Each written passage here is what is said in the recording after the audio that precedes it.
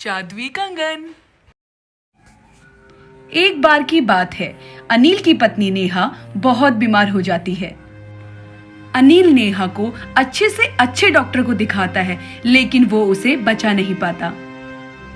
अनिल और नेहा की एक बेटी थी, महक, जो 12वीं कक्षा में पढ़ रही थी। माँ का निधन होने के बाद महक बहुत अकेले हो गई। फिर महक एक दिन अपने पिता से कहती है, पापा, माँ हमें क्यों अकेला छोड़कर चले गई? अब मुझे रात को प्यार से कौन सुलाएगा? अपने हाथ से खाना कौन खिलाएगा? माँ ने मुझे इतने लाड प्यार से पाला था, अब मेरे नखरे कौन उठाएगा? बेटा, तुम चिंता मत करो, अभी मैं जिंदा हूँ। जैसे तुम्हारी माँ तुम्हारी देखभाल करती थी, उसी तरह मैं भी तुम्हारी देखभाल करूंगा। ठीक है मेरी बच्ची? अनिल अपनी बेटी को दिलासा तो दे देता है, मगर उसे नौकरी करने के लिए बाहर जाना होता है, जिसकी वजह से अनिल अपनी बेटी को पूरा वक्त नहीं दे पाता था। जब अनिल शाम को घर आता तो अपनी बेटी को रोते हुए देखता। अनिल से अपनी बेटी की ये हालत देखी नहीं जा रही थी। और एक दिन अनिल अपनी बेटी के लिए दूसरी शादी कर लेता है। महक बेटा, कहाँ हो? जरा बाहर तो आओ। महक बाहर आती है तो अनिल उसको बताता है, बेटा, ये तुम्हारी दूसरी माँ है, अनीता। अब से ये तुम्हें तुम्हारी माँ की तरह ही प्यार करेंगी। महक अपनी दूसरी माँ को देखकर बहुत खुश हो जाती है कि अब उसे माँ के प्यार के लिए तड़पना नहीं पड़ेगा। अनीता महक से कहती है, मेरी प्यारी बच्ची, भले ही मैंने तुम्हें जन्म न दिया हो, लेकिन मैं तुम्हें तुम्हारी माँ की तरह ही प्यार करूंगी। तुम्हारी एक छोटी बहन भी है जो हॉस्टल में पढ़ाई कर रही है। कल वो छुट्टी बिताने के लिए आ रही है। तुम्हें एक बहन के रूप में एक दोस्त भी मिल जाएगी। अनीता के शब्द इतने मीठे थे कि अनिल को लगता है कि उसने दूसरी शादी करके कुछ गलत नहीं किया। महक जिस ममता के लिए तरस रही थी, अनीता के रूप में उसे वो मिल जाएगी। मगर अनिल को ये नहीं पता था कि अनीता बहुत ही शातिर औरत है। अगले दिन अनीता की बेटी वंशिका आ जाती है।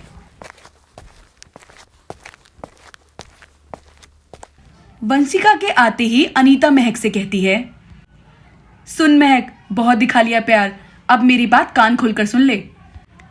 तू घर का सारा काम करेगी, और हाँ, जो तेरा वाला रूम है वो अब मेरी बेटी को दे दे। और आज से जो तेरी सारी चीजें हैं वो अब से वंशिका की हैं। और अगर तूने अपने बाप को कुछ भी बताया तो मुझसे बुरा कोई नहीं होगा। पर माँ, आप तो मुझसे कल कह रही थी कि आप मुझे बेटी जैसा प्यार करेंगी। मुझे तो घर का कोई काम करना नहीं आता। मेरी माँ मुझसे कोई काम नहीं कराती थी। वो मुझे बहुत प्यार से रखती थी। माँ, ये लड़की को ज्यादा नहीं बोल रही है? बेटा तू टेंशन मत ले, इसकी कैसे रस्सी टाइट करनी है वो मुझे अच्छे से पता है। मेरी बच्ची, तू थक गई होगी, जा तू आराम कर ले। ए महारानी, तुझे दिखाई नहीं दे रहा मेरी बेटी कितनी दूर से आई है? जा उसके लिए फ्रेश जूस लेके आ। महक रोते हुए वहां से चले जाती है। अनीता बहुत चालाक थी।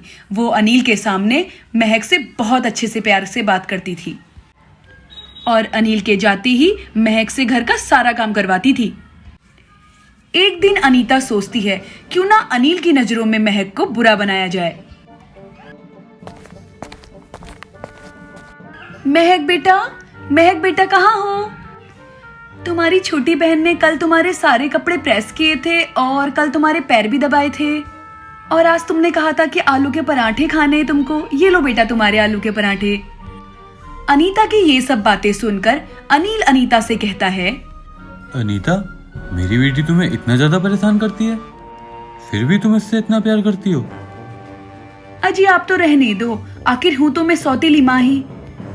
चाहे मैं महक को कितना लाड प्यार कर लूं, पर वो मुझे और मेरी बेटी को अपना मानती ही नहीं। मेरी बेटी कुछ दिनों के लिए हॉस्टल से आई है, लेकिन मैं उस पर बिल्कुल ध्यान नहीं दे पा रही हूँ। पूरा टाइम बस महक महक महक करते रहती हूँ, मगर वो है कि मुझे वो अपनी माँ का दर्जा देने को तैयार ही नहीं है। अनीता ने अनिल के मन में महक के खिलाफ जहर घोल दिया था। अब अनिल भी अपनी बेटी महक से बहुत नाराज रहने लगा। अब महक बेचारी अपनी सौतेली माँ का अत्याचार भी सहे और अपने पिता की नफरत भी, पर महक कुछ कर नहीं पा रही थी। महक अपनी माँ को याद कर कर बहुत रोती है। माँ, आप मुझे अकेला छोड़कर क्यों चले गई? अब तो पापा भी मुझसे नफरत करते हैं। माँ, अब मैं जीना नहीं चाहती, आप मुझे अपने पास बुला लो। महक अपनी माँ को याद करके रो ही रही थी। तभी अनीता महक को आवाज लगाती है, अरे ओ महक महारानी, कहाँ है? अगर मेरा पानी गर्म हो गया हो तो मैं नहाने जाऊं? महक को पता था अगर उसकी सौतेली माँ का काम टाइम से ना हो तो वह उसकी कितनी पिटाई करेगी। महक भाग कर जाती है और पानी गर्म करने को चूल्हे पर चढ़ाती है। जल्दी जल्दी में महक का हाथ जल जाता है। महक अपनी सौतेली माँ अनीता के पास जाती है। जी माँ, आपका पानी गर्म करने को रख दिया। क्या इतनी देर बाद रखा है? तुझे पता है ना मुझे सुहानी की बेटी की शादी में जाना है। तू जानबूझ के देर कर रही है ना, ताकि मैं शादी में न जा सकूं। रुक जा, तुझे तो मैं अभी सबक सिखाती हूँ। अनीता महक के उसी हाथ को बहुत जोर से मोड़ती है जो उसका जल चुका था। महक को बहुत दर्द होता है। माँ, माँ प्लीज मेरा हाथ छोड़ दो, मुझे बहुत दर्द हो रहा है।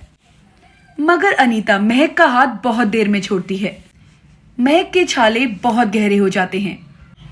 थोड़ी देर बाद महक अपने कमरे में जाती है और बहुत रोने लगती है। तभी महक के सामने उसकी माँ की आत्मा आ जाती है।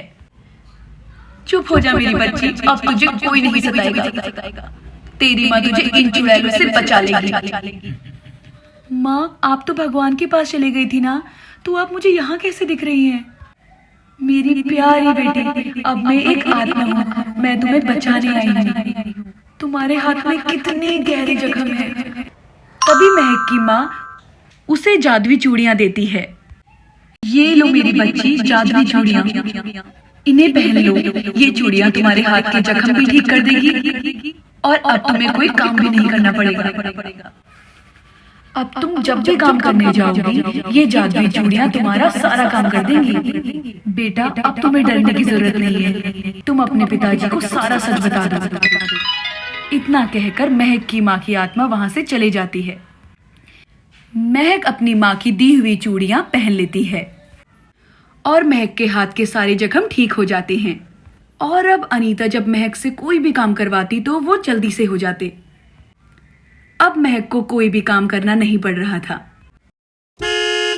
एक दिन अनिल अनीता का अत्याचार देख लेता है, जो अनीता महक पर रोज करती थी।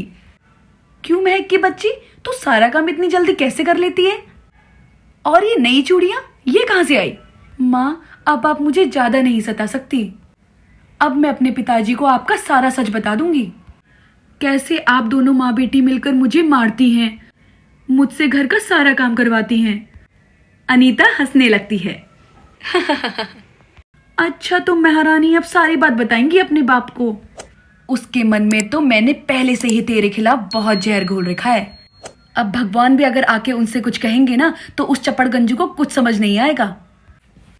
तभी अनिल अनीता की सारी बातें सुन लेता है और कहता है, अनीता, तुमने मेरी बेटी को इतना सताया और उस पर इतना अत्याचार भी किए। तुम तो एक माँ के रूप में चुड़ैल निकली, चुड़ैल। निकल जाओ अभी मेरे घर से, मैं तुम्हारी शक्ल भी नहीं देखना चाहता। अनीता अनिल को बहुत समझाती है कि वो उसे माफ कर दे, मगर अब अनिल अनीता की एक बात भी नहीं सुनता और अनीता और उसकी बेटी को घर से बाहर निकाल देता है। अनिल अपने किए पर बहुत पछताता है और महक से माफी मांगता है। मुझे माफ कर दो महक, मैंने बहुत बड़ी गलती की जो तुम्हारे लिए सौतेली माँ ले आया। अब मैं ही माँ और बाप बनकर तुम्हारा हमेशा ख्याल रखूंगा। महक अपने पिता को जादुई चूड़ियों के बारे में बताती है। पिताजी, माँ तो मेरे साथ है, ये देखिए जादुई चूड़ियां। एक दिन माँ मुझसे मिलने आई थी, वो मुझे ये चूड़ियां दे के गई। ये उनका आशीर्वाद है। अब मुझे कोई काम नहीं करना पड़ता, मेरा सारा काम ये जादुई चूड़ियां कर देती हैं। अब अनिल अपनी बेटी का बहुत अच्छे से ख्याल रखता है और दोनों खुशी खुशी रहने लगते हैं।